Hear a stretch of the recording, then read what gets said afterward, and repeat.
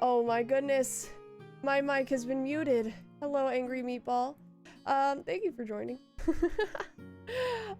So I was just talking about what happened last session, which is awesome because it was not my audio was not on.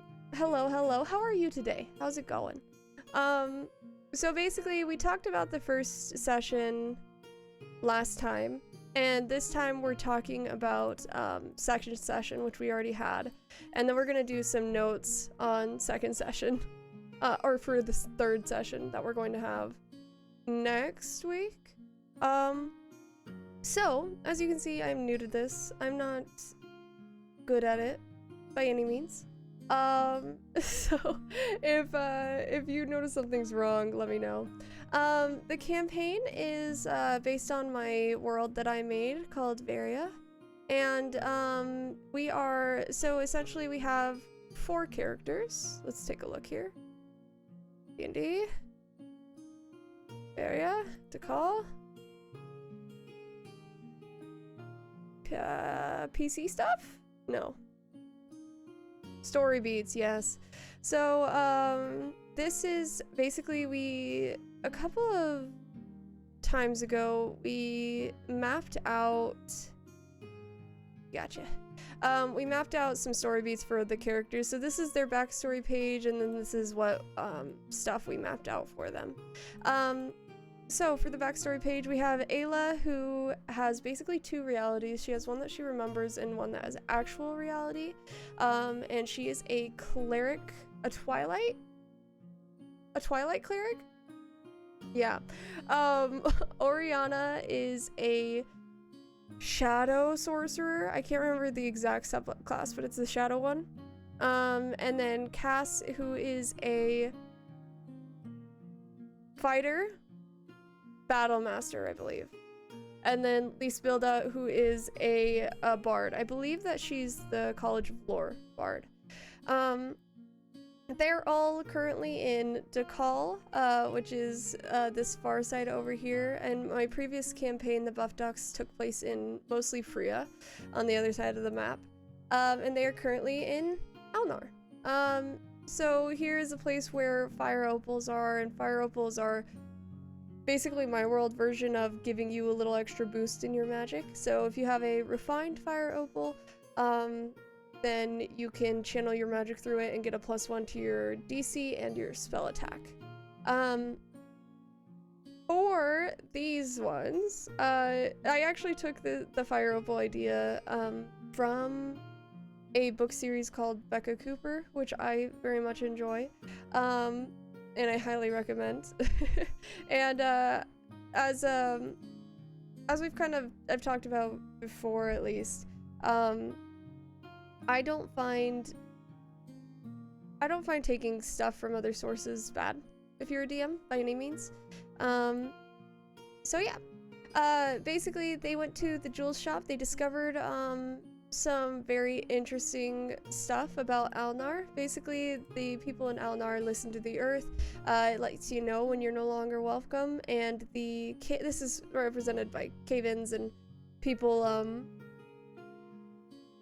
the city, and basically creatures invading certain spaces. Any GM who doesn't steal for their game has a very boring game. Yeah, see, that's the thing. Like, you can't have a million stories that you can tell and not have taken them from anywhere, you know? Even some of the stuff from the original D&D is taken from other sources. So don't feel self-conscious about stealing from other stuff. I just, like, of course, if somebody asks you about it, just be like, yeah, I got this inspiration from this thing over here. It's very good. So, this will come into effect because we did some session notes on why this will be important. And I'll talk about that in a second. So, they go to the cat's meow, for some rest. And it's basically a cat cafe, as it should be. And they go to sleep for the day so that they can travel at night because it's in the desert. And Ayla has a dream. She's the one with two realities.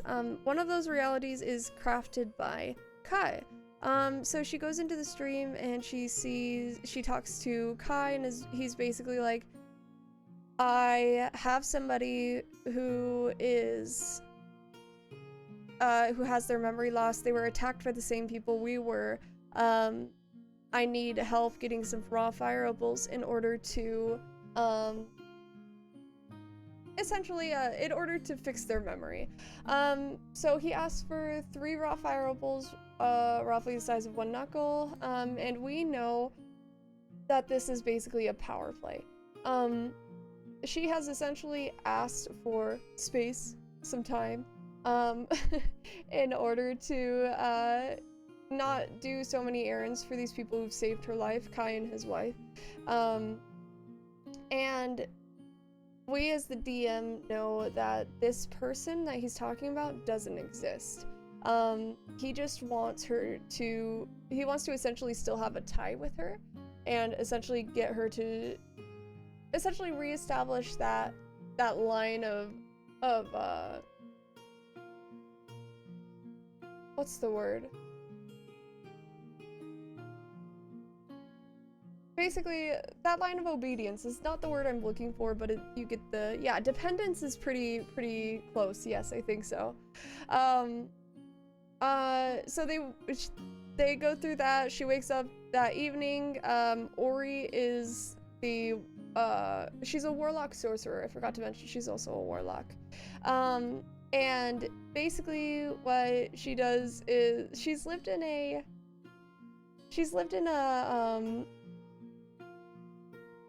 one second, let me move that around. I almost forgot. There we go. She's lived in a place that's very removed from the rest of the world. I can actually show you. This little island, Suhavne, is home to the basically cult that she's part of. And she is just very spooked by cats. She's like, I don't know what the purpose of these things are. And the owner of the cat cafe is like, they're just wonderful, basically. So it was a lot of fun doing that.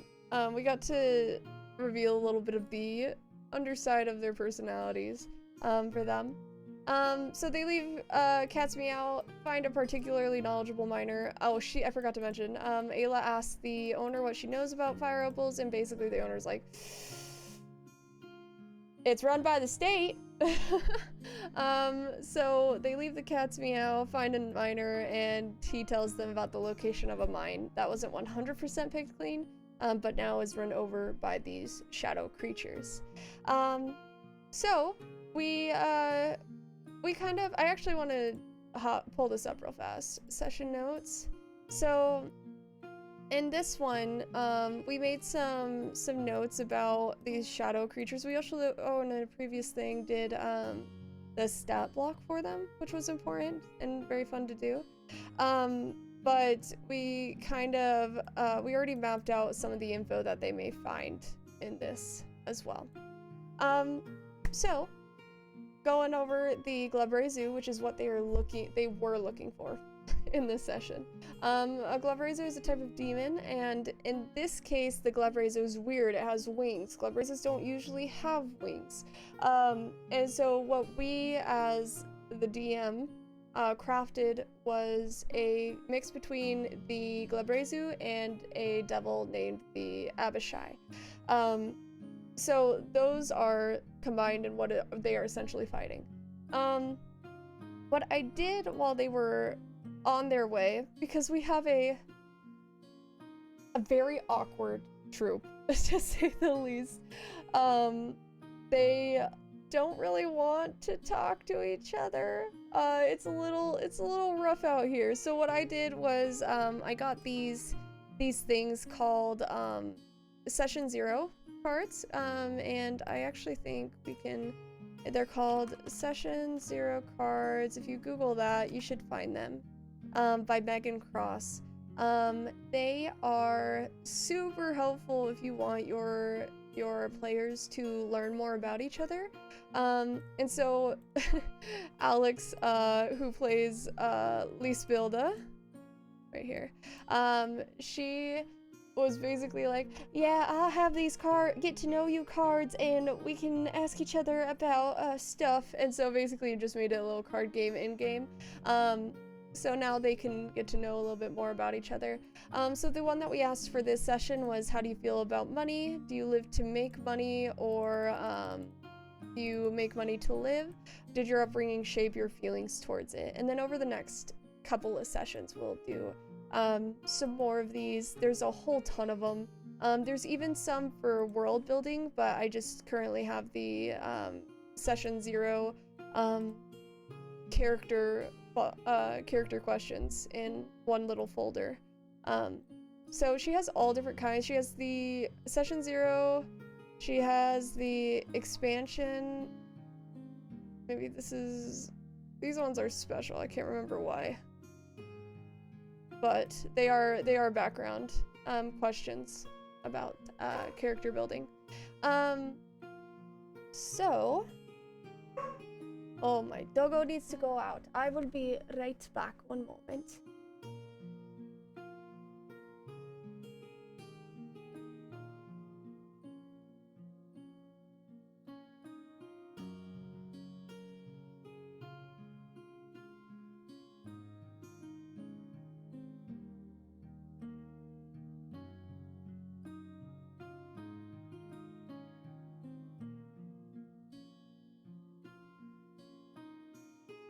Okay, we're live.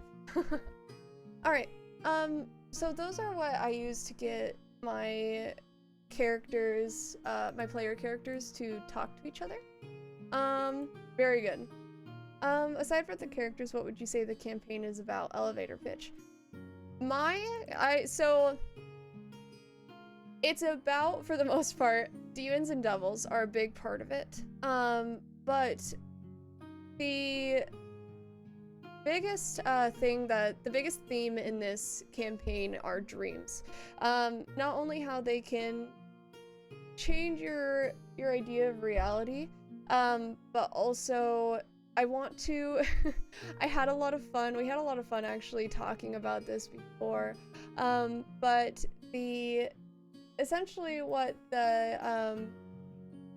we did was we did a little research on demons, and especially sleep demons, including, as everyone likes to talk about, their sleep paralysis demon.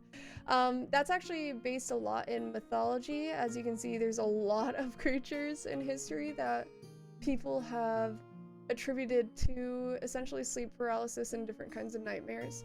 But it's just a whole lot of fun. So what is going to end up happening, they are going to travel all around Tikal looking for information for individual character stuff. But at the end of it all, the big bad is going to be probably a demonic general of some kind who is trying to impact the world through dreams. So that's going to be a lot of fun. They did they basically all, for the thing about money, they all basically said, money is not super important, but you can use it to buy things and get a higher status, but you just live life and hope for the best. So they also, at the end of the next night, so they traveled during the day, and at the end of the next night, they did they saw the large shambling figure going over the hill, and what I do for combat notes is I do who got the first shot, who got the final blow, and different notes if necessary on things that they noticed that could be important later. In our case, because this is a amalgamation of a demon and a devil, it's important that they notice all of that fun stuff while they're fighting. They see a ruin that they go into that has the story of Pact Primeval carved into this walls. And the Pact Primeval is a really interesting story. It's basically like of Asmodeus, who was a angel at first. He had a whole army to fight demons, and in order to fight them better, he took on the traits of demons. And basically what happened was he eventually became evil, and he took the gods to court and said, yo, I want people's souls in order to punish them if they're bad people. Doesn't that sound great? And so the Pact Primeval kind of solidifies that. So if you don't belong to a particular god and you do evil things in your life, you go to the 9 hells. And that's basically the story of the Pact Primeval, at least in my world. It's not, if you belong to a certain god, or if you are good, you go to one of the upper planes versus the positive planes versus the negative planes. And you just go wherever your alignment suits you best if you don't follow a particular god. But if you follow a particular god, you go to their plane of existence. So they go inside the ruin, they get a plate, they get an armor of plate armor of fire resistance, of a skeleton that they unceremoniously just shake the skeleton out of the armor. And they start dragging the Glavrezu. They don't kill him, by the way. They were thinking about it, but during the fight, they kind of, the way that I portrayed it was akin to like the creature was very much not in its right mind. It spoke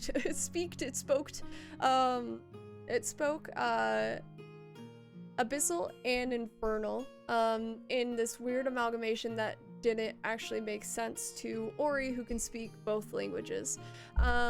They did get some like very basic feelings off of them, like pain and fear off of them, out of the words that they could understand, but not very many.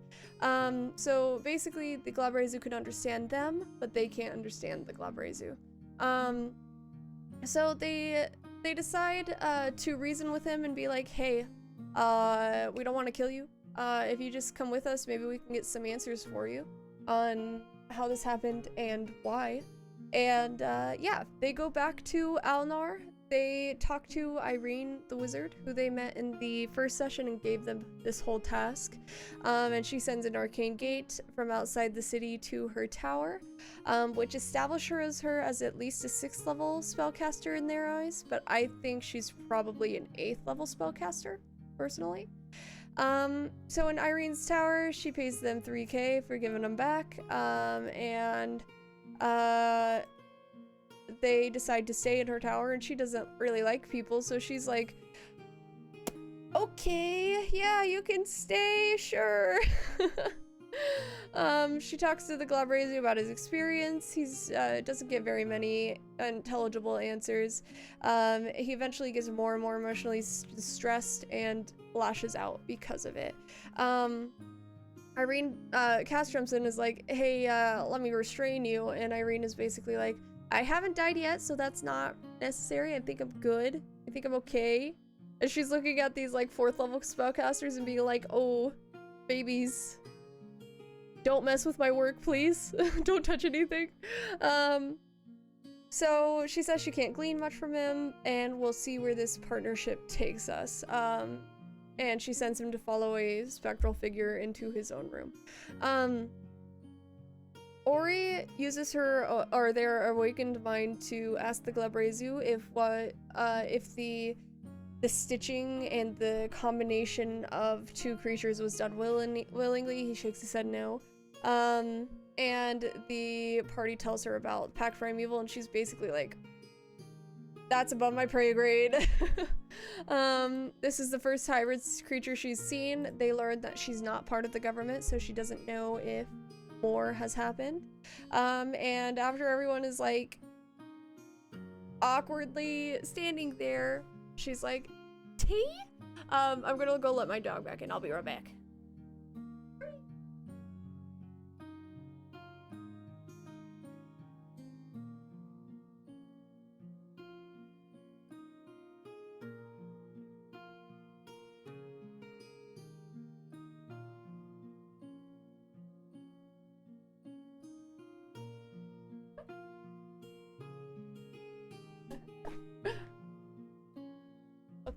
Okay. Wow. She asked why they're still there. She doesn't usually have a company. Or no, this one. They all want to stay longer, much to mine and her chagrin. And, she's basically like, why are you here? People don't want to see me do stuff. They don't want to see me work. Just leave. Why are you still here? Cass asks for more work. She tells them to come back tomorrow. She has a meeting with someone this afternoon. So we have to make that. Probably tonight. We'll see. Ori asks Irene to let them know if she finds any more info, and Irene's basically like, how invested are you guys in this creature and its existence? And Ayla was like, yeah, real attached, and so is Lisvilda. And then Ori is like, put it out of its misery if it's necessary. And they finally leave. So we have another thing that we have to put on our list of things to do of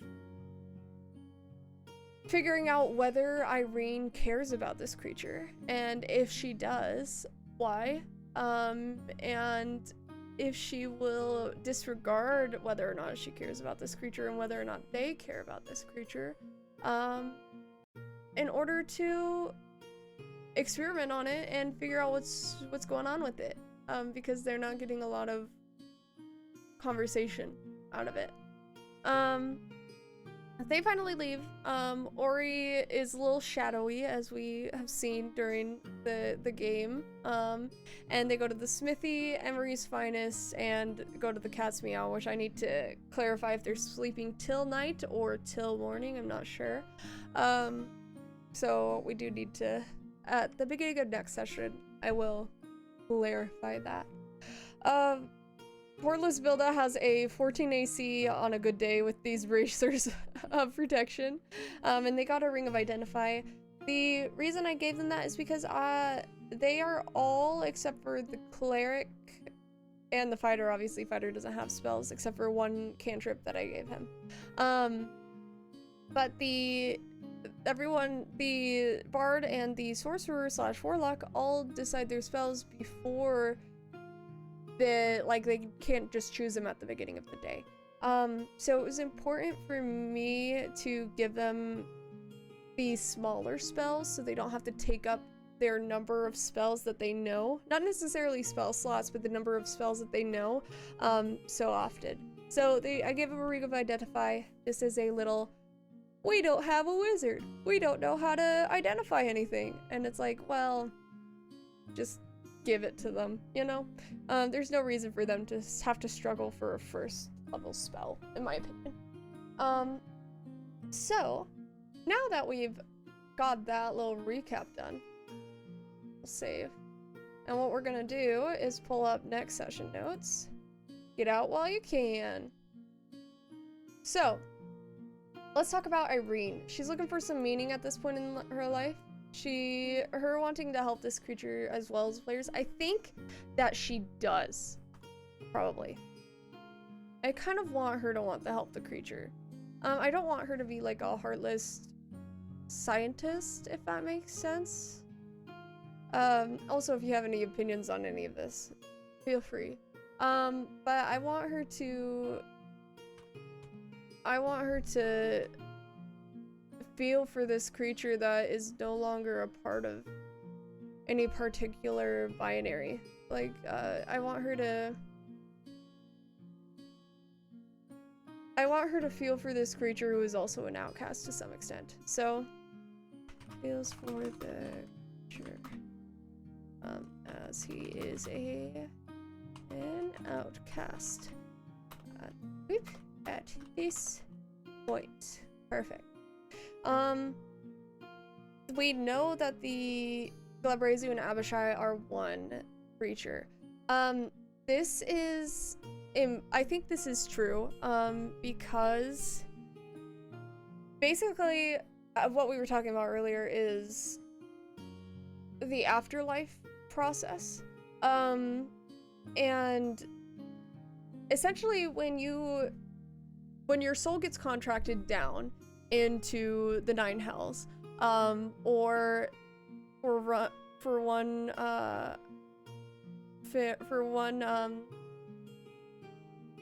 and sometimes into the demonic planes, but I don't think I want the demonic planes to be very soul capture-esque.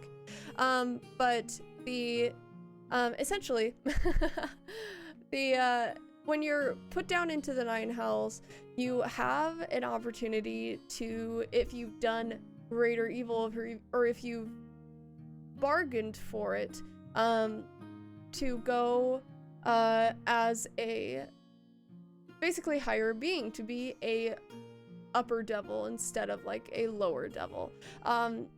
There are these like mounds of flesh, I can't remember what they're called, where they're just like amalgamations of people like squished together and they're little blobs. And that's like the lowest form that you can be in the nine hells. And you're basically in pain for the rest of your eternal afterlife.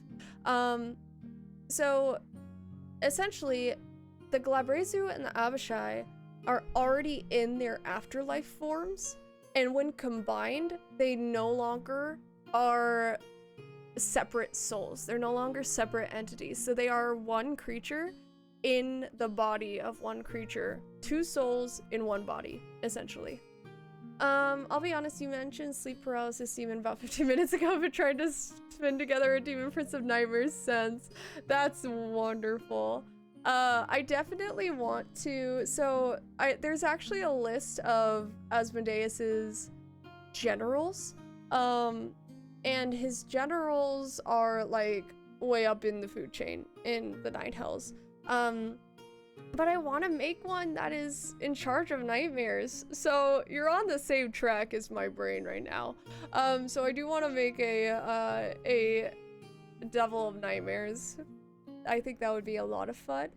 And I think that would also open up something for future campaigns. If somebody wanted to be dream focused in their in their character building, then they could make a warlock that is focused on dreams. I think that would be super cool. So I think it kind of opens a couple of doors for future campaigns in my world. So they can't be separated already in their afterlife forms. Is the Glabrezu in pain? Can we make their life tolerable? Does the Glabrezu want to die? Is their soul destroyed when they are killed in this form? I think these are very important questions. For this one, absolutely yes. The answer is yes. So let's actually separate these. Oops. Control Z. Tab. Tab. Tab. The answer is yes. I think we've kind of established that. Is the Glabrezu in pain? I think so. I think that there's a lot of medical research around like phantom limbs and that kind of thing, and basically phantom pain that's not real. Like when you are missing a limb, you can still feel like it's moving even though it's not there. So let's say you just had this part of your arm, you can see in this part of your arm, you would still feel like you have this much of your arm.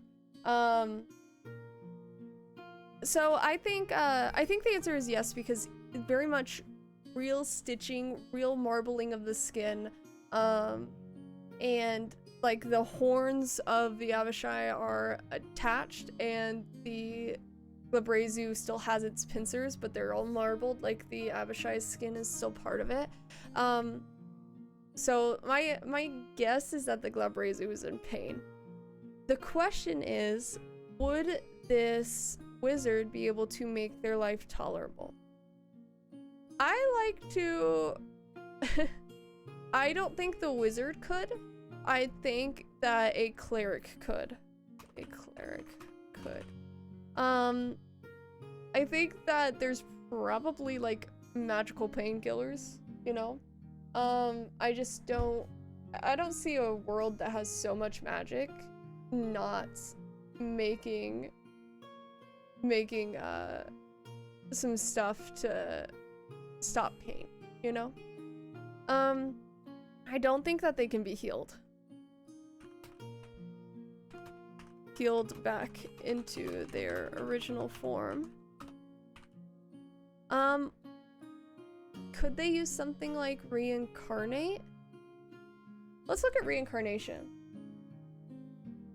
Reincarnate 5e. I can't type today, hang on. Alright. This is instantaneous druid. 1,000 gold pieces. Okay. Dead humanoid or piece of a dead humanoid. Also we could think back on Critical Role Campaign 2. I haven't caught up with the new one, I'm not gonna lie. But Campaign 2, they made a, Caleb made a new spell to turn Beth the not the goblin, into Veth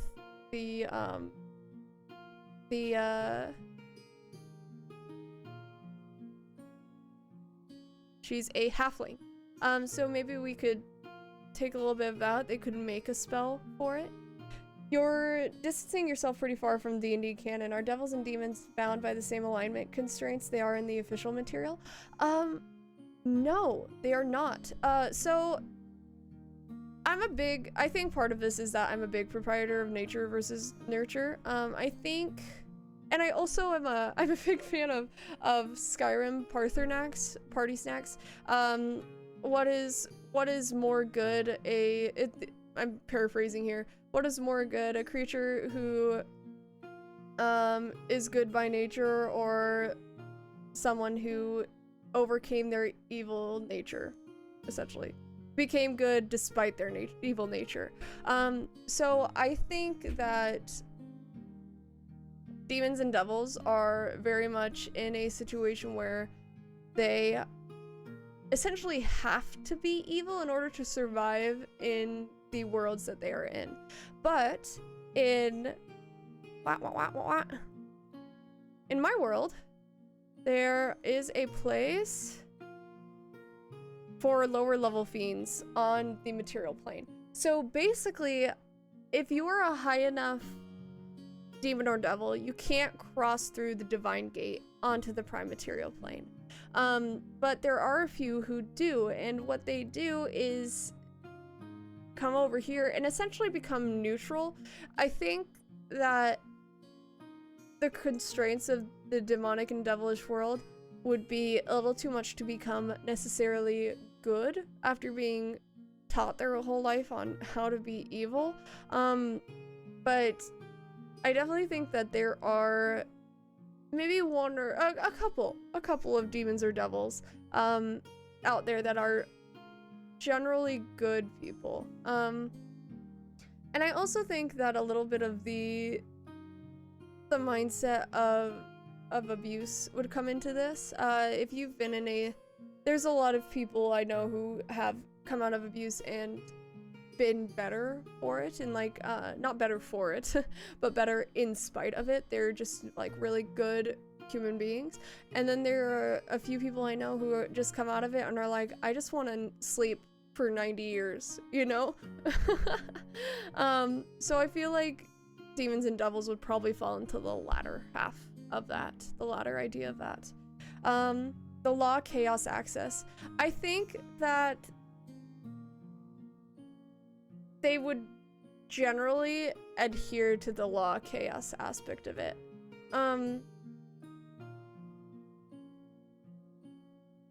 I would love to see a study done on siblings and where their morality lies. Because like my siblings, my non-binary sibling is very much chaotic. And I think that's just based on their nature. My brother and I are a little bit more on the lawful side of things, and I honestly think that's more of our nature rather than what we've learned, if that makes sense. So I don't know is the answer. I feel like there would of course be exceptions, but for the most part they would keep to that same alignment that they came with from the abyssal and the hellish planes. I think so. Okay, can we make their life tolerable? Can we use a reincarnation spell? I think that probably no, because they are just souls. They are souls at their core. But I do think that they could use a wish spell. Wish spell to fix it. So basically, this creature has an option of either dying and not being in pain for the rest of their life, or being in pain for the rest of their life while probably having to see a cleric every day to get rid of that pain. Does the Glabrazu want to die? My instinct is no. I think that inherently people and beings don't want to die. I think that they want out of situations that they are in, but I don't think that they want to die per se. So my instinct is to say no, the Glabrazu does not want to die, but doesn't want to live a life of pain. That is the question. What do you think, Mr. Meeple? I'm so intrigued to hear what, because there are people who have what are they called? My brain isn't working. Illnesses that are essentially a part of their everyday life that they can't get rid of. And there are people who are in pain perpetually every single day. And of course they take medication for it, but how miserable or how wonderful is life in spite of the pain? Does that make sense? Is this Glabrazu capable of not only living through the pain, but on top of that, finding a life in the prime material that can make it worth living? So my idea, instinctively, is to see if one of the players will say that there is a city for demons and devils that maybe he can find a home in. So I would be interested in, be more interested in what are the options. What options does he have? I would wonder first what their lives were like before they were fused, and if that life was comparatively better to the one they have now with a change of location. Interesting. I think this brings up the idea of, do demons and devils, and I guess certain demons and devils, enjoy being evil, you know? Do they enjoy being the baddest of the bad? I think the answer is for the most part, yes. Especially if you're higher up on the food chain, if you're higher up in the hierarchy. I think that this creature, in order to be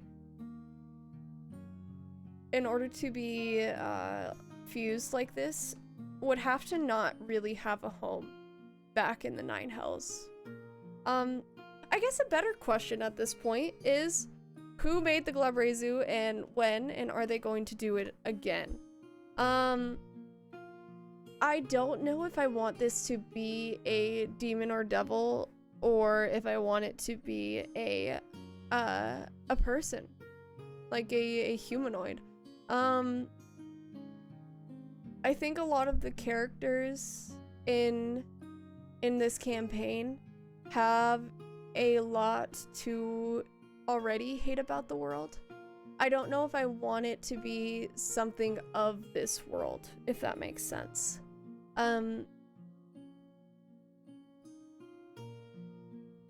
Maybe it's another type of demon or devil who hates their own kind and wants to experiment on them.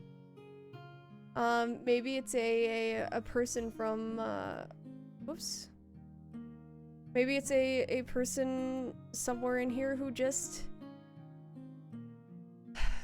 does not, who is looking to combine abilities of certain creatures, and is using what is essentially a very base part of that. Let me say words. Who is essentially using the very beginnings of that scientific investigation to bake this Glabrezu Abishai mix. I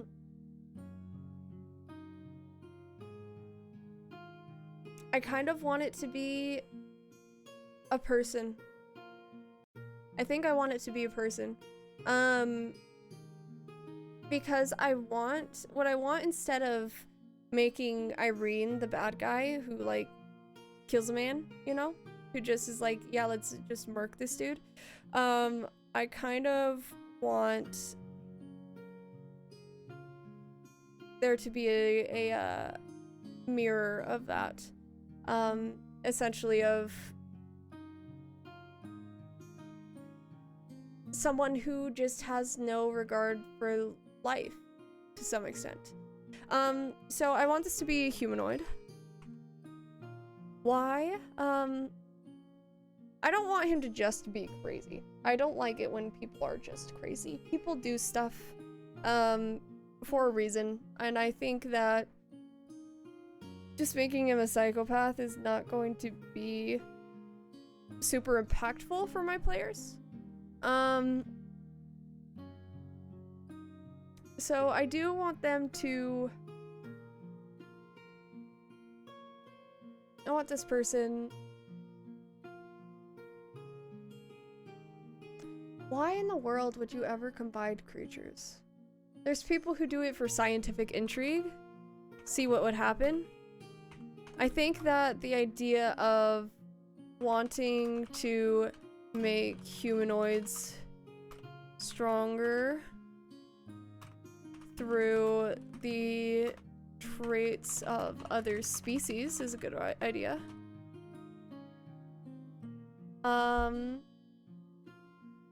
I think they are going to do it again. When did they make this guy? I kind of want him to have been made like a couple weeks ago. Like fully fused. Fully fused a couple... Whoops. Say a couple weeks ago. And the answer is yes, they will do it again, trying to refine the process to where there is only one creature in control. Fully fused a couple of weeks ago, and I kind of want them to be about to release their second one.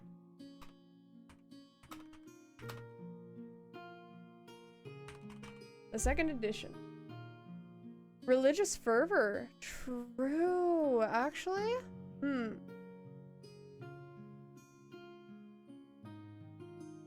Let's take a look. Let's take a gander. The gods, the planes, the gods! Alright, we have these guys. Melora.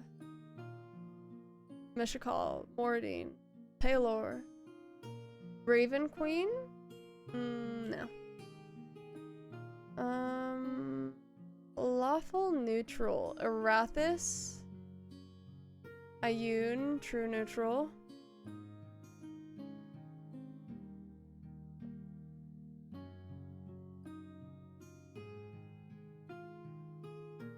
Let's take a look at the overview.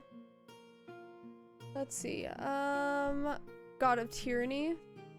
Goddess of Change and Luck. Delights in freedom, travel, trade, and the frontier.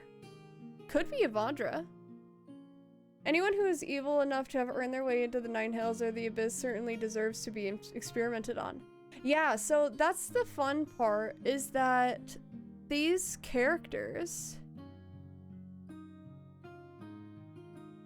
the players actually really like this creature. I think they've kind of ignored the idea that this creature could be evil and is just focusing on the fact that they are in a bad situation. So what I kind of want to look at with this is a little bit of the morality of, would you wish this on your worst enemy type situation. And I just think that's such a fun idea to explore, and I'm interested to see if they change their tune once they find out more about the creature. Besides, if this is a way to make sure that demons and devils die permanently, that would be a religious good unto itself. True.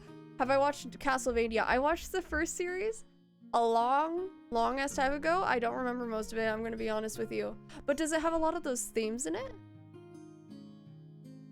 Because I love a good moral quandary.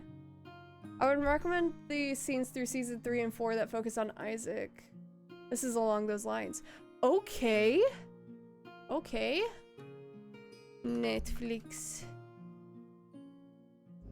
If you're an adult, Castlevania. Castlevania. I will have to watch it. Add it to my list. Add. Perfect. Okay.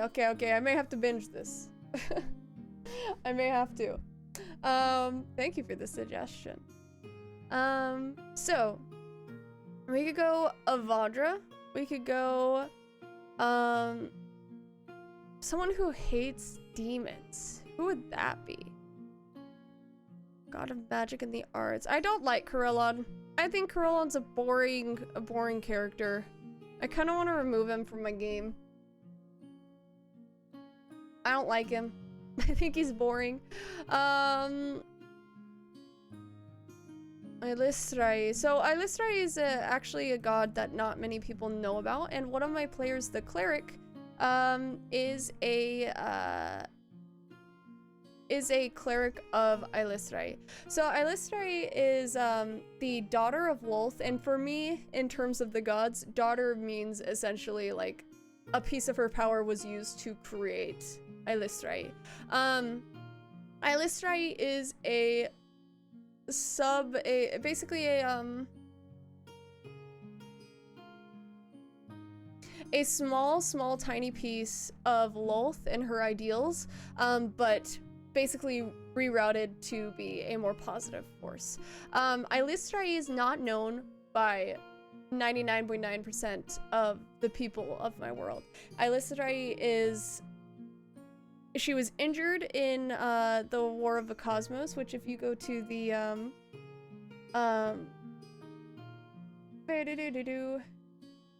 you go here, I did a little thing on the history of this, and she was injured and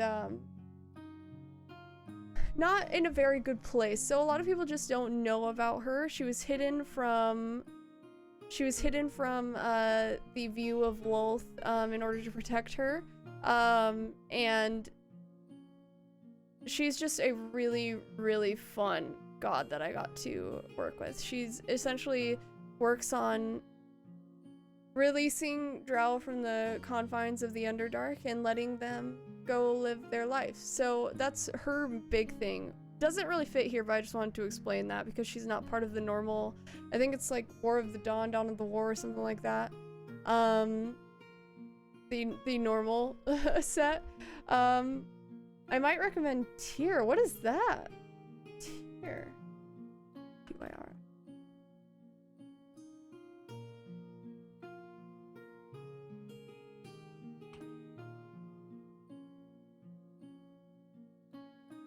Tyr band. The metal band. Is he not part of this normal pantheon? No, he's not.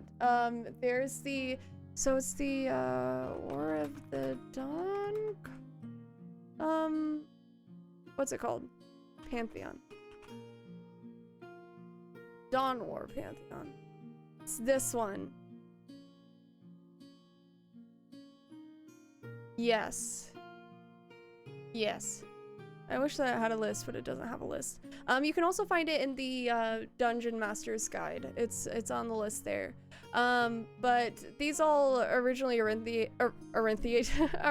from the what's it called? Forgotten Realms. Forgotten Realms Pantheon. There we go.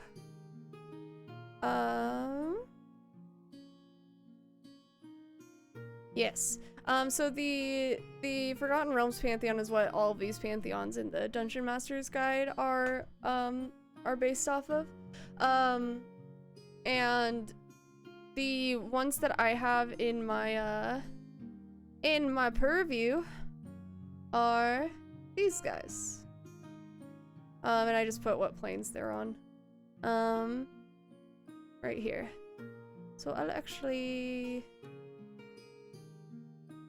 I'm gonna copy and paste that into chat so that you guys can have access to that. Tyr was a justice god. Okay. Let's take a look. Tyr god. Forgotten Realms. The justice god in this one is Bahamut. Law and justice in the Faerunian Pantheon. The leader of the coalition deities known as the Triad.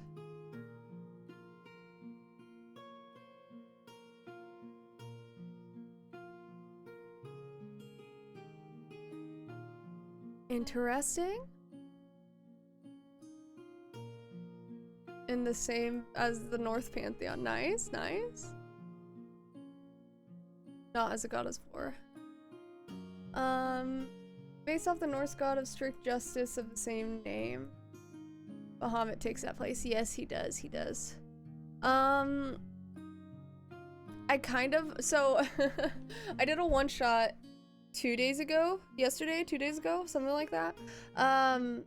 Where I played a... basically a wizard who was a groupie of the of the Raven Queen. I kind of like that idea of people worshipping a god that does not want to be worshipped by this person, that does not want to align with whatever this person is doing.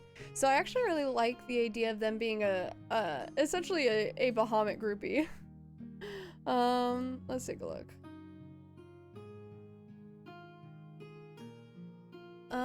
Humanoid. So let's take a look at that. So, worshipper of Bahamut.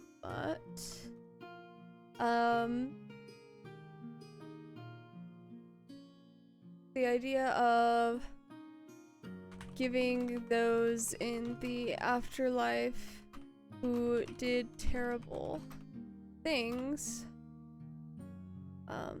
a terrible afterlife. I like that idea a lot. I do. Thank you for that. It's so fun. Yes. Perfect. Okay. So this person wants to... Yeah, I don't like the idea of wanting to make humanoids. So I think part of it is scientific intrigue, masked by religious fervor. Masked by religious fervor. It's OR, isn't it? Fervor, which is punishing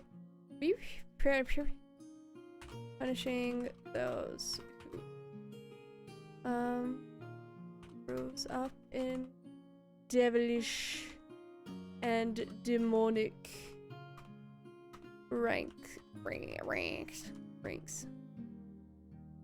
Ooh, I like that idea a lot. That's so fun. Really, truly is.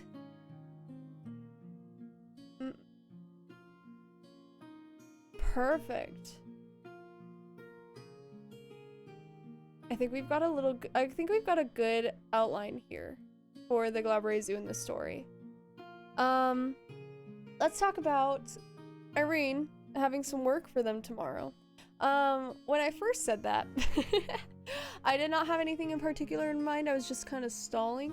But honestly, I kind of want to give them something in Umbra. So what we are doing, for some of these characters, so Cass the fighter, his backstory, I'm gonna pull my blanket up, get nice and cozy out here. So basically, he was a thief who was thieving, as you do in Umbra, which is the capital of Dakal. And the Thieves Guild was basically like, yo, you're pushing onto our turf, you gotta stop. And then they ignore him and his boyfriend, not boyfriend at the time, like, you know, boyfriend only in spirit, was they basically ignored the Thieves Guild and were like, yo, we're just gonna keep doing what we're doing, hopefully a little bit more sneakily. And they proceeded to not be sneaky at all. Terrible. Terribly done. And they, the Thieves Guild jumped them. And, you know, killed his boyfriend, not boyfriend. So Cass is intent on getting revenge. He's also intent on getting revenge against the leader of the Thieves Guild. So one second, pull it up. When we kind of talked about this a couple of things ago, and when we were mapping out story beats, oh, I still have it up. Basically about how kind of ridiculous, it is to get revenge against them. Wow. He wants revenge. He has to be able to actually find the leader and be able to challenge them. So that is going to take place in Umbra. He still hasn't found the information that the Thieves Guild headquarters is in Umbra. So that's just, that is a necessarily little tidbit of information he has to find before he can leave Alnar. But I also want Ayla, who was the one who had the dream about getting the fire opals, I want her drop-off point to be in Umbra. I think it's necessary.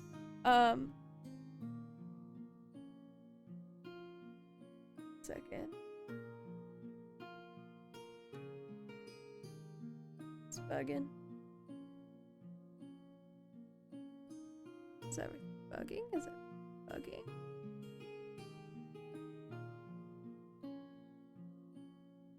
What is happening? Okay, there we go. We're good. Alright. So, I do want them to end in Umbra. And that's where Cass's whole storyline is gonna go down. And I think that's also where they're gonna find out a lot more, like, lore info. I also love Umbra because it's half merfolk. It's halfway into the ocean, which is really fun. So, yeah, we are eventually going to end up at Umbra. So maybe I just give them some work in Umbra? I don't know. I kind of want to get them maybe work in between Umbra. Let's take a look. Let's take a gander.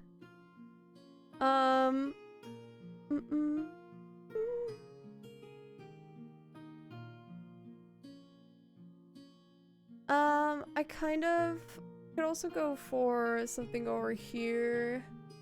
something over here. Maybe to Tashkil. That would be interesting. So Tashkil is like a major not magic city, which is extremely unusual for Dakal, which is a very magic based place. But Tashkil is a big, like, they see the value in not using magic to essentially cheat your way into finishing something. Because the fact of the matter is you can do a lot with magic, and you can do it a lot faster. So I kind of want them to eventually go there. I don't know if they will. And the question is, what exactly will they be doing there? Let's see.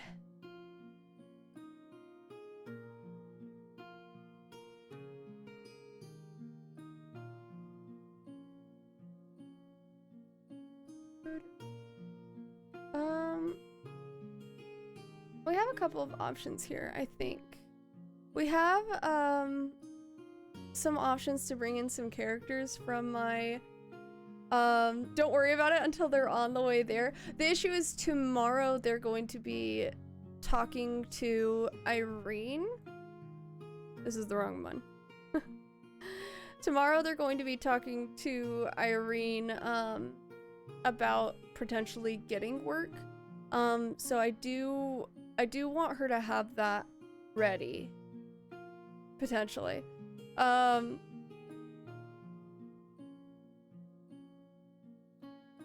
want her to have something ready.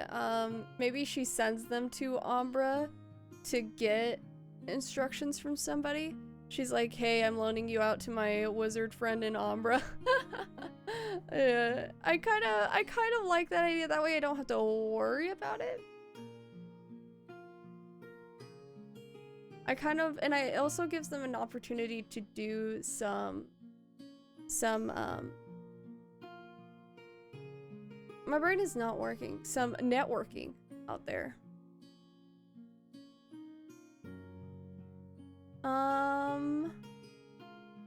Let's see here. Let's take a look at some Buff Duck stuff. I'm a big nostalgia kid, you know? Like, I want to see some old characters. I want to see them having fun. Let's see.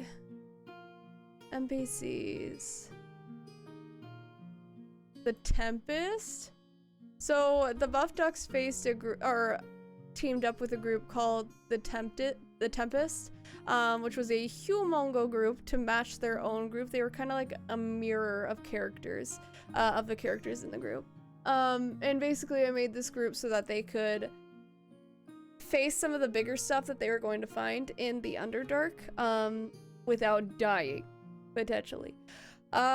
So I also made them as like a bit of a networking opportunity. And one of them, Alir, is very much, she's not supposed to have an A in her name, she's supposed to just have an E. She's a golden dragon from, you know, ancient times, as you do. And I put her in there because she played basically an important role in getting the players where they needed to go in the Northlands. The Northlands in my world are like basically a barren wasteland of ice and snow. But on top of that, they are also a magical Wild West. There's a bunch of wizards up there, there's a bunch of dragons up there, and if you go up there, you're probably gonna die. It's very likely. So I kind of want to bring back Alir a little bit. I kind of want to. I feel like it might be a little too early. We're only gonna be in session probably 4 or 5 by that point. But I kind of want to bring her back. I'm bringing her back. It's time. It's time. Copy. You'll meet the person in Umbra. She will meet you at the city square. Let's see how long it would take them to get there. Walking? Probably take them like a month? No, 2 days to here-ish. 4, 6, 8, 10, 12. So 3 weeks? 2.5? 3 weeks? Don't save the interesting things for too far in the future. You might steer off in the wrong direction and never go there. That's true. That's very true. Wow, that is such a lesson. She'll meet you at the city square. The city square. I just put 2 Q's. Hello?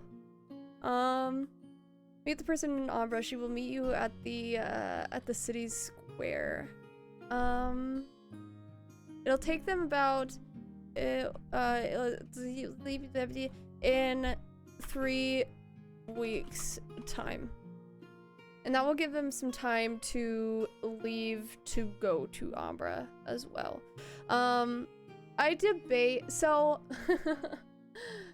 I debate giving my players a Helm of Teleportation.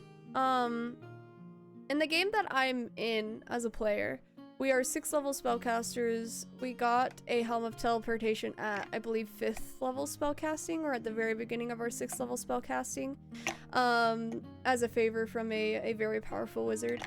And I kind of want to give my players the same ability to speedrun, basically. But I feel like, so we have...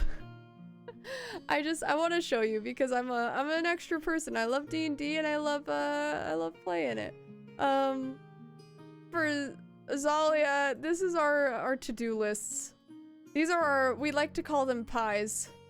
We call them pies, lovingly, of course. And this is essentially like the different subsections of stuff that we have to do. We're currently in the Feywild, so our pies are many much. And then we have the small pies and stuff from the beginning, and then stuff that my character herself wants to do. So I kind of want, maybe a little bit later into the campaign, to give them the ability to speed run pies. But I need to give them more pies to eat, you know? More pies to have their thumbs in, if you know. Yeah, just skip trouble. Nothing important or fun will happen along the way. Yeah, that's kind of what I'm thinking. I kind of want to. I kind of want to give them some beginnings of time type shit. I want to give them some, you know, old magic stuff. Yeah,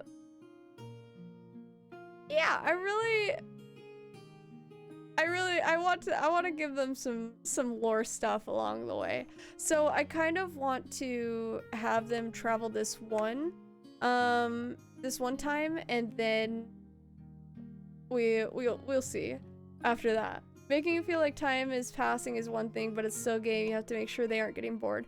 Yeah, of course. But I also think I think that it's the way that I run my games is it's very much on the players to tell me when they're bored with something or when they're not having a good time. So I hope that they aren't too passive enough to not tell me if something is not fun for them anymore. Yeah, so I want them to have at least a little bit of we have to foot travel before I give them the Helm of Teleportation. Maybe they get the Helm of Teleportation as a reward for this thing that they do.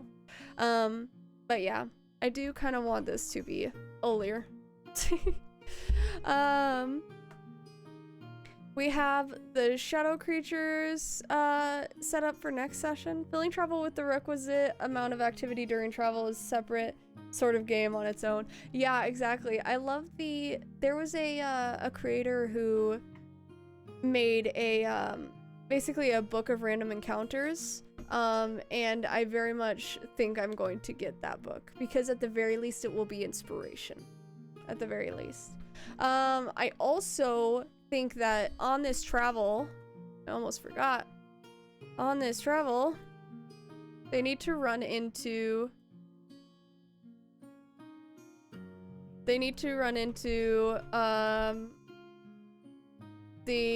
next iteration of demon devil mixture.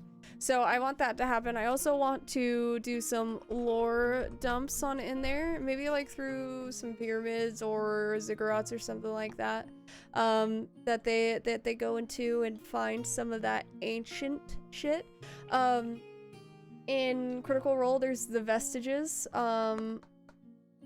which I really like. I like the idea of there being like God sent, God created items. So items.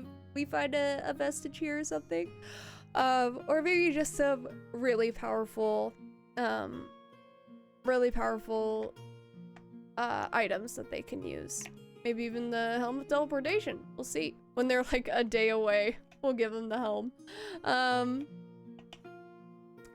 Yeah, I like what we've established for Irene. Oh yeah, go ahead. Feel free.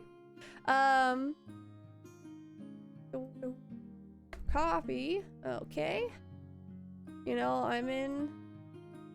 I like to say I'm in security, so I have to make sure that there are no viruses attached, which of course, I hope there would not be. Perfect. Looking clean. Ooh. Background events for a major city. Yes, I love this. This is so cool.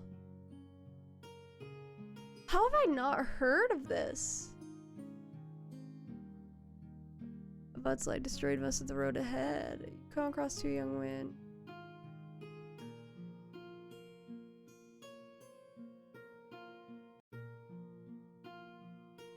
I don't like that one. But I'm also not a noble type person. Oh, I love this one. Yes, I love these. Activities at the local fair? This is brilliant. Oh my goodness. Thank you. Nope. Choose another. It's D&D. Save. I love that. Social encounters, ghosts, unfinished business, taverns, bay bargains. Oh my god. Desert encounters, perfect. This is brilliant. There's dozens, if not hundreds, of small websites like this. Some of them are decades old. I love it. So I've looked up like random encounters and stuff like that, but this is like so specific but broad enough that it's like perfect for everything you need. I love it. Long rest events. Do not gain end events from the long rest while to determine a party member. Okay, a small rodent wanders through the camp. I love it. I love this. This is god tier list. This is perfect. Okay. So I'll look through those later. See what goes on. All right, we set up a couple of sessions ago. We set up the cave for the shadow creatures that they're gonna look at. And once they go into the cave, they're gonna have some nonsense happen to them. And then once they are out, Kai's gonna basically talk to Ayla, be like, "Yo, take those to Umbra. Somebody will pick those up from you." Oh. And yeah, and then while they are in Alnar, hopefully, Cass does a little investigating of his own to find the HQ of the Thieves Guild, which we've had since the first session. That little tidbit of info, just waiting for them. Yeah, I love this. I love this. So the reason why I named this What Goes On Behind Closed Doors is basically because I wanted to talk about everything that goes on behind the scenes, decisions that DMs make about NPCs and how they make them, and basically give a little outline as to the thought process behind certain characters' motivations. Yeah, we kind of talked about that. We had a little fun, a little bit of a little a little bit of a nonsense happening. And yeah, I'm very excited about this. I think this is gonna be so much fun to have them RP out and to help build on. We did get finished pretty early-ish. I am feeling very tired and I need to eat food. So what we may do next week is what we've been doing is doing where are they? Basically, yes, this one. We've been looking at each of these cities that belong to different races and basically outlining them and giving ideas for how they function. So we did the Goblin City this last time, which is Herta, and did a bunch of info, I think last time or 2 times ago? I can't remember, I have a bad memory. So we will, I think next week, go over these a little bit. I don't know when, but I'm planning on playing the rest of Ori. I know the first one is scuffed, and I might just delete it and replay the beginning of Ori in the Blind Forest, just because I do love the game. It's really fun, and that's where a lot of my music comes from for it. And yeah, so thank you, Mr. Meatball, or Madam Meatball, or they Meatball, for joining us. It's been a lot of fun running through these, and I love when people hop in and toss their own ideas, because talking D&D is my favorite thing. So yeah, I guess we will continue this next Friday. I do want to make this the regular time. It is Friday evening for me.